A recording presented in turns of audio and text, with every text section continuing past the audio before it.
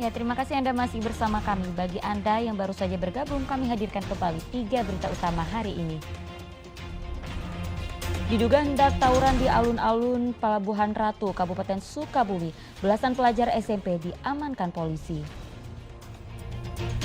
Lagi dan lagi, sejumlah warga Kabupaten Sukabumi diduga menjadi korban penipuan investasi bodong dengan iming-iming keuntungan hingga 20%.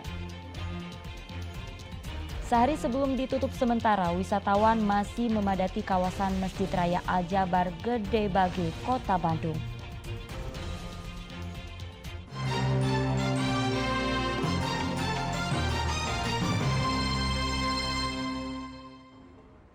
Diduga hendak melakukan tawuran di alun-alun Pelabuhan Ratu, Kabupaten Sukabumi. Belasan pelajar SMP diamankan jajaran kepolisian sektor Pelabuhan Ratu.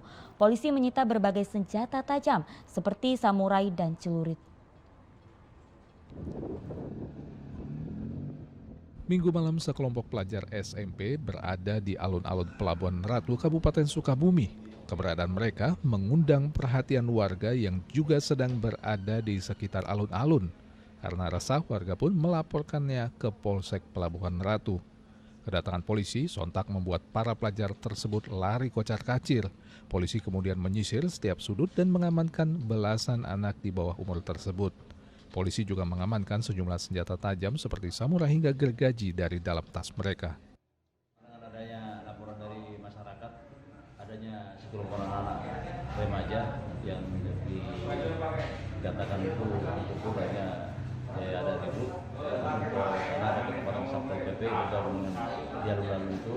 Pas kita langsung dihubungi dengan Reskrim tempat langsung ke TKP pada bubar. Anak-anak ini yang terkocar-kacir, ada yang ke kebun, ada yang di rumah Pak RW. Terima kasih Pak RW juga diamankan tadi sekitar 10 orang. Jadi yang lainnya pas kita digeledah di TKP, ada yang bawa samurai di dalam tas, kita amankan. Kita bilah mana yang anak yang ngaku bawa sajam ini, karena di dalam ini anak-anak ini masih di bawah umur, ada masih yang 13 orang masih SMP, ya SMP nih, dari salah satu SMP negeri di Sukalarang, dan SMK 1 orang, dan 2 orang lagi nggak sekolah. Yang kita amankannya sekitar 15 orang. Kepada polisi, mereka mengaku hendak berwisata ke Pelabuhan Ratu. Namun pada kenyataannya polisi menemukan senjata tajam setelah menggeledah tas mereka. Asep Didi melaporkan dari Kabupaten Sukabumi. Seorang kakek ditangkap bersama belasan tersangka pencurian kendaraan bermotor lainnya oleh Polres Sukabumi. Padahal ia baru keluar dari penjara dalam kasus yang sama tahun 2019 lalu. Bang, barengan bang, biar banyakan bang. Biar kelihatan banyak bang. Belasan tersangka kasus pencurian kendaraan bermotor ditangkap anggota Satuan Reserse Kriminal Polres Sukabumi dari sejumlah tempat seperti Pelabuhan Ratu, Nagrak, Cicurug, Jampang, dan Cisolok. Salah satu tersangka, MA, seorang kakek yang sudah berusia 67 tahun. Ia pernah dihukum dalam kasus yang sama dan baru keluar dari penjara tahun 2019 lalu. Dari ke-14 tersangka, polisi menyita 29 unit sepeda motor berbagai merek dan 4 unit mobil. Bagi warga Sukabumi yang merasa kehilangan sepeda motor atau mobil, bisa datang ke Mapolres Sukabumi untuk mengecek apakah kendaraan yang disita oleh polisi adalah milik mereka yang hilang. Kepada masyarakat yang mungkin beberapa waktu ke belakang sempat menjadi korban. Apakah modusnya adalah pencurian kendaraan bermotor, baik itu di pekarangan, di dalam rumah, atau di tempat pemukiman atau keramaian, dan juga modus dipinjam kemudian dibawa kabur kendaraannya, silakan dilengkapi surat-surat kepemilikan kendaraan bermotornya, datang dan cek untuk dicocokkan di Polres Sukabumi. Apabila kendaraan tersebut adalah milik dari masyarakat yang sudah dilengkapi dengan surat-surat kepemilikan, akan kami serahkan kepada warga masyarakat gratis, tidak dipungut biaya apapun. Selain kendaraan, polisi juga menyita kunci letter T, BPKB, dan STNK palsu, kunci duplikat, dan sebilah golok.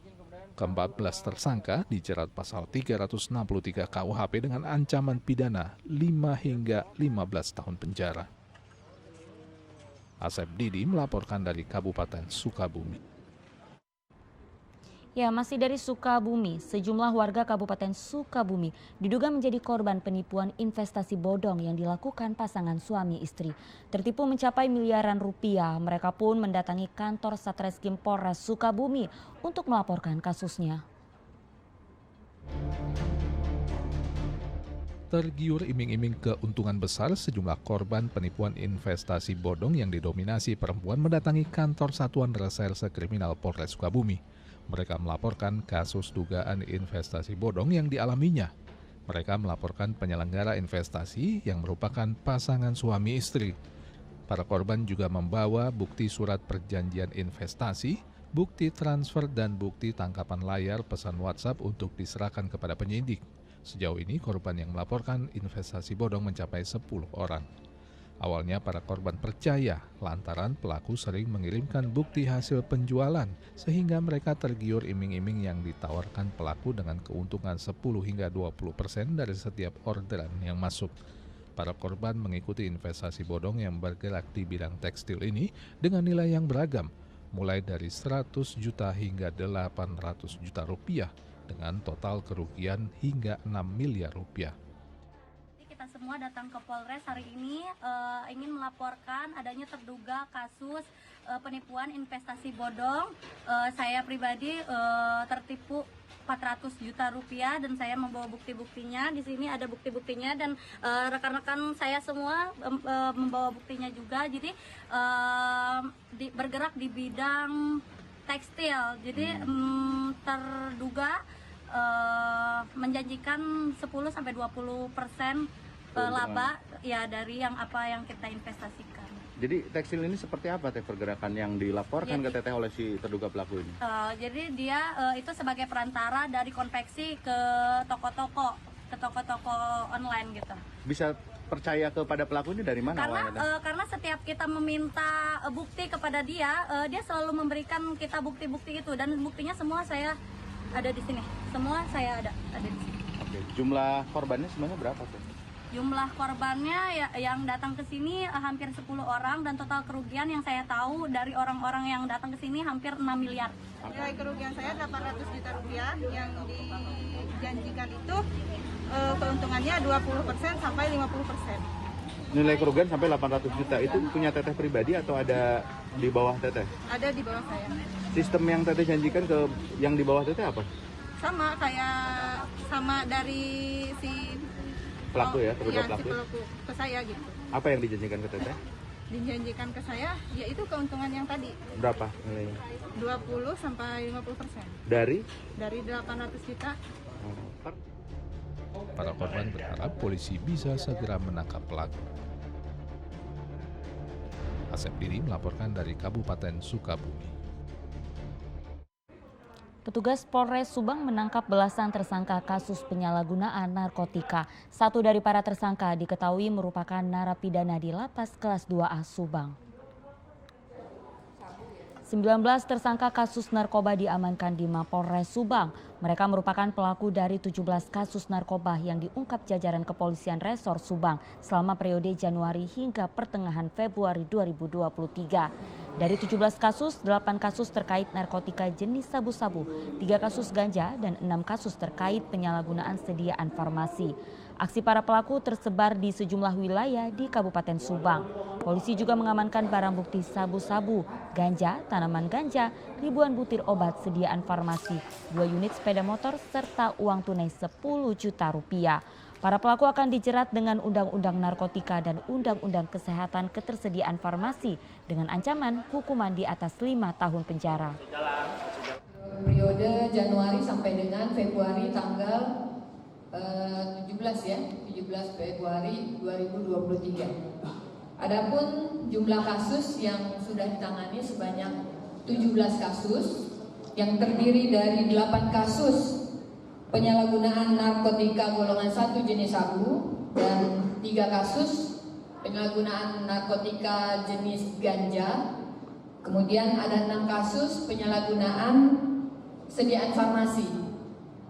Dari 17 kasus tersebut, tersangka yang sudah diamankan sebanyak 19 orang. ya 19 orang. Penyalahgunaan narkotika golongan 1 jenis sabu sebanyak 10 tersangka. Penyalahgunaan narkotika jenis ganja sebanyak 3 tersangka. Dan untuk penyalahgunaan sediaan farmasi sebanyak 6 tersangka. Lemparkan bakso berisi narkoba jenis sabu ke dalam halaman lapas kelas 2B Nyomplong, Kota Sukabumi. Seorang lelaki dibekuk petugas lapas. Terduga pelaku dan barang bukti diserahkan ke Polres Sukabumi Kota. Rekaman kamera CCTV yang terpasang di samping gedung lapas kelas 2B Nyomplong, Kota Sukabumi ini menunjukkan seorang lelaki yang mondar-mandir sekitar pukul 9 malam Rabu pekan lalu kemudian melempar bakso ke dalam halaman lapas. Namun ulahnya diketahui petugas yang sedang piket sehingga langsung dikejar dan tertangkap. Ketika diperiksa, 2 bakso daging terbungkus plastik yang ia lemparkan ke dalam halaman lapas berisi paketan sabu yang diperkirakan seberat 3 hingga 6 gram. Petugas KPLP Lapas Nyomplong pun menyerahkan terduga pelaku dan melaporkan kasusnya ke Mapolres Sukabumi Kota. Modusnya dilempar melalui pakai bakso, jadi mungkin agar meredam suara ketika nyampe ke dalam blok hunian. Tapi alhamdulillah terdengar oleh anggota kita dan kita langsung bisa amankan. Modusnya dilempar dari luar. Pasnya lagi dilempar dari pinggir jalan raya. Dan kebetulan pada waktu itu jam 9 jalan raya masih ramai. Saya sih termasuk berani dia untuk melempar pukul 9 malam, pukul 21.00. Isinya itu berapa banyak? Isinya di dalam bakso itu setelah saya konfirmasi ke Sat Narkoba kurang lebih 3 sampai 6 gram. Dalam waktu sebulan terakhir tercatat sudah 3 kali upaya penyelundupan narkoba jenis sabu yang dilakukan dengan melemparkannya dari jalan di luar lapas Nyomplong. Pelemparan pertama terjadi tanggal 9 Februari lalu. Sejak kejadian pertama tersebut, lapas lalu membentuk tim khusus yang bertugas mengawasi bagian luar tembok lapas. Asep Didi melaporkan dari Kota Sukabumi. Assalamualaikum warahmatullahi wabarakatuh adik-adik. Nah, buat kalian yang usianya maksimal 14 tahun, yuk ikutan lomba membaca Al-Quran di Qorik Cilik Indonesia. Caranya mudah, kirimkan video mengaji Al-Quran kalian ke email yang ada di bawah sini. Oh iya, videonya dibuat landscape ya dengan format HD. Terus durasi mengajinya 5 menit ya. Dan kalian bebas memilih ayat dan surat dalam Al-Quran. Jangan lupa nih, saat kirim video mengaji kalian, cantumkan nama, tanggal lahir, alamat, dan nomor telepon yang bisa dihubungi di dalam email. Kita tunggu video kiriman kalian sampai tanggal 28 Februari 2023 ya. Wassalamualaikum warahmatullahi wabarakatuh.